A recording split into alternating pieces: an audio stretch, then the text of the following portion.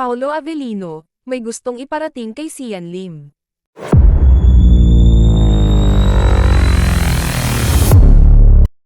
Naging malaman ang naging pahayag ng actress-host na si Kim Cho na tila pinasaringan na niya ang dating karelasyon na si Sian Lim sa pag-iingay patungkol sa naging paghihiwalay nila noong nagdaang taon.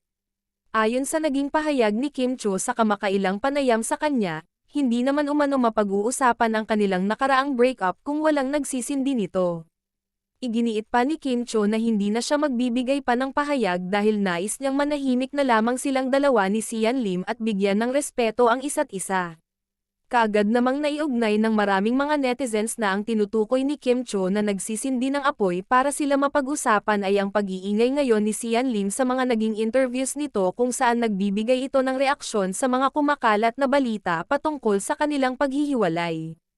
Inilahad din ni Kim Cho na wala na talaga siyang balak na magbigay pa ng pahayag sa mga kumakalat na isyu sa naging hiwalayan nila ni Sian Lim dahil nais na niyang magumpisa ng bagong buhay ngayong 2024 at ayaw na niyang balikan pa ang nakaraan dahil ayaw na rin niyang sumama pa ang kanyang loob. Sa kabilang banda, maging ang on-screen partner ng aktres na si Paolo Avellino ay nagbigay na rin ng mensahe dahil tila naawa na siya ngayon kay Kim Cho na pilit binabahira ni Sian Lim ang pangalan. Hiling umano ni Paolo Avellino na sana ay manahimik na lang at e-respeto ang aktres sa pananahimik nito sa issue.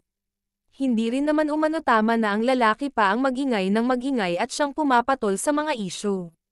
Samantala, may ilang mga netizen naman ang nagsasabi na kung sakaling totoong wala namang kasalanan si Sian Lim ay magiging unfair naman para rito na nakakatanggap ng pambabatikos at nadadamay pa ang kanyang mga mahal sa buhay.